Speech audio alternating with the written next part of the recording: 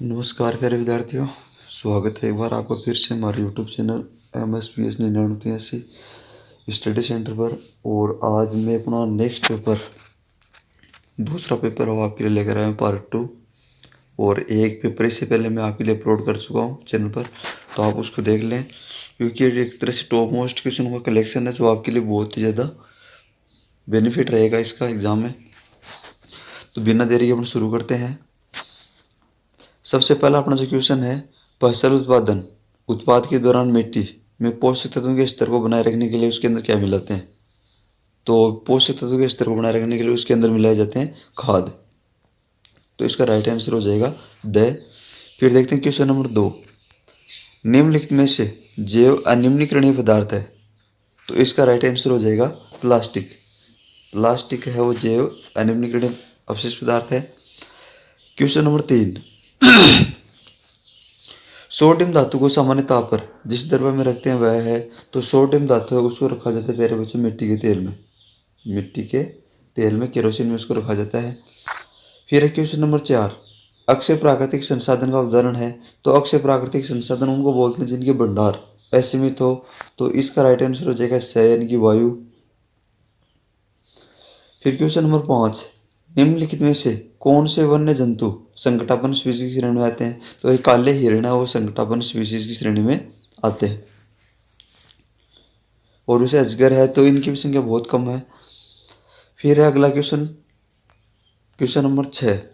घर्षण है तो शत्रु मित्र दोनों इनमें से कोई नहीं, तो घर्षण वह शत्रु भी है और मित्र भी है, ये अनिवार्य भी तो है और इसके नुकसान भी है, तो इसका राइट आंसर हो जाएगा स। फिर क्वेश्चन नंबर 7।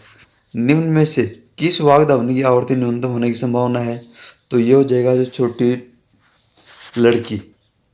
लड़की है उसकी आवर्ती न्यून होने की संभावना है। फिर क्वेश्चन नंबर 8। अशुद्ध जल में नमक घोलने के बाद वह विद्युत का सुचालक हो जाता है, यानी कि अशुद्ध जल है वो विद्युत का सुचालक नहीं होता है। और यदि अपना जल अम्लीय, क्षारीय या लवणीय है तो वह विद्युत का चालन करता है, यानी कि विद्युत का सुचालक हो जाता है। फिर क्वेश्चन नंबर 9। किसी भूकंप की शक्ति के परिमाप को खालिस्तान पर व्यक्त किया जाता है, तो ये जो पैमाना होता है उसको बोलते हैं रिएक्टर पैमाना। रिएक्टर पैमाने पर उसकी शक्ति को व्यक्त किया जाता है। फिर क्वेश्चन नंबर 10। वायुमंडल में सबसे अधिक मात्रा में पाई जाने वाली गैस कौन सी है? तो वायुमंडल में सबसे अधिक मात्रा में पाई जाती है नाइट्रोजन। कौन सी गैस पाई जाती है? नाइट्रोजन, और जिसका परसेंटेज है 78%। अपने वायुमंडल में 78% नाइट्रोजन पाई जाती है। फिर खालिस्तान है फसल उगाने के पहले प्रथम चरण में मिट्टी, तो इसके अंदर हो जाएगा मिट्टी तैयार की जाती है। इनके पहला चरण क्या होता है? मिट्टी तैयार करना। दूसरा धातुएं अम्लों से विक्रिया करके तो हाइड्रोजन गैस उत्पन्न करती है। कौन सी गैस उत्पन्न करती है? Hydrogen gas. फिर है क्वेश्चन नंबर 3। पेट्रोलियम के विभिन्न संघटकों को फटता करने का प्रक्रम जो प्रभाजियास्व कहलाता है, या पेट्रोलियम जो शुद्धिकरण इसको कहा जाता है। फिर क्वेश्चन नंबर 4। जैव विविधता के संरक्षण के उद्देश्य हेतु जो उद्यान होते हैं या जो अपने जैवमंडल नीचे है आरक्षित क्षेत्र है वो क्षेत्र बनाए जाते हैं। फिर है क्वेश्चन नंबर 5। एक टेडपोल जिस प्रक्रम द्वारा वयस्क में विकसित होगा वह है, तो उसको कहा जाता है मेरे बच्चों कायांतरण। इसको कहा जाता है कायांतरण। फिर क्वेश्चन नंबर 3 है, एक नंबर के हैं इसमें, तो रबी फसल के दो उदाहरण दीजिए। तो रबी फसल के दो उदाहरण, एक तो गेहूं हो जाएगा, चना है। दूसरा है दो अधातु के नाम, तो सल्फर हो जाएगा, कार्बन है। फिर है पीसीआरए का पूरा नाम, तो पीसीआरए का पूरा नाम होता है पेट्रोलियम संरक्षण अनुसंधान संघ। पीसीआरए का पूरा नाम पेट्रोलियम संरक्षण अनुसंधान संघ हो जाएगा। फिर क्वेश्चन नंबर 4। सजीव के लिए जनन क्यों महत्वपूर्ण है? तो अपना और अपनी जाति का अस्तित्व बनाए रखने के लिए सजीव के लिए जनन महत्वपूर्ण होता है। फिर है निषेचन के प्रकार, तो निषेचन मुख्य रूप से दो प्रकार का होता है। एक तो है आंतरिक निषेचन और दूसरा होता है बाह्य निषेचन। वह निषेचन जो मादा शरीर के अंदर होता है उसको आंतरिक निषेचन कहा जाता है, और वह निषेचन जो मादा शरीर से बाहर होता है उसको बाह्य निषेचन कहा जाता है। फिर देखते हैं क्वेश्चन नंबर 4। तो मिलान आपको करना है। तो मिलान वाले का आप जैसे अपने को 1 या 2 पता है तो उसके बाद अपन आराम से इसको कंप्लीट कर सकते हैं। तो अपन सबसे पहले देखते हैं राइजोबियम। राइजोबियम में उसका कार्य होता है नाइट्रोजन स्थिरीकरण का। लैक्टोबैसिलस है तो ये है दही को जमाने का कार्य करता है। और जो यीस्ट है ये करता है ब्रेड की बेकिंग में। प्रोटोजोआ जनित है तो ये हो जाएगा मलेरिया। और विषाणु है तो विषाणु हो जाएगा एड्स का कारक। अब जो बच गया उसका मिलान कर देंगे अपन इसमें। तो जीवाणु हैजा का कारक होता है। फिर है अगला क्वेश्चन नंबर 5। पॉलीथीन क्या है? तो पॉलीथीन में एक प्रकार का बहुलक है, संश्लिष्ट पदार्थ है। तो इसके अंदर आपको बहुलक का बताना है। फिर क्वेश्चन नंबर 6। क्या होगा यदि मिट्टी की ऊपरी परत अनावृत हो जाए? तो यानी कि इसके ह्यूमस की मात्रा उसके अंदर कमी आएगी। यानी कि सबसे ज़्यादा खाद होती है वो मिट्टी की ऊपरी परत में होती है और सारे के सारे जो पोषक तत्व वो इसी के अंदर होते हैं। फिर इसका ख है वायुमंडल में CO2 की मात्रा बढ़ जाए तो क्या होगा? तो वायुमंडल में यदि CO2 की मात्रा बढ़ जाएगी तो एक तो प्रदूषण तो बढ़ेगा ही, इसके साथ साथ पृथ्वी का जो ताप है वो बढ़ जाता है, जिसको ग्लोबल वार्मिंग कहा जाता है। फिर हम मनुष्य में निषेचन के प्रक्रम को समझाइए। तो ये 2 नंबर का है और ये आप आराम से कर सकते हैं। मनुष्य में निषेचन के प्रक्रम की परिभाषा और किस प्रकार से फर्टिलाइजेशन होता है। फिर क्वेश्चन नंबर 8। चिकनी सतह पर दौड़ना कठिन क्यों होता है? तो घर्षण कम होने के कारण दौड़ना कठिन होता है। Question number 9। आकाश में तड़ित तथा मेघ गर्जना की घटना एक समय पर हमसे समान दूरी पर घटित होती है। हमें पहले तड़ित दिखाई देती है तथा मेघ गर्जना बाद में सुनाई देती है। तो इसका वही हो जाएगा इन दोनों की गति। प्रकाश की जो गति होती है वो तेज होती है, जबकि ध्वनि का जो गति या वेग होता है वो कम होता है। इस कारण पहले अपने को चमक दिखाई देती है और बाद में ध्वनि सुनाई देती है।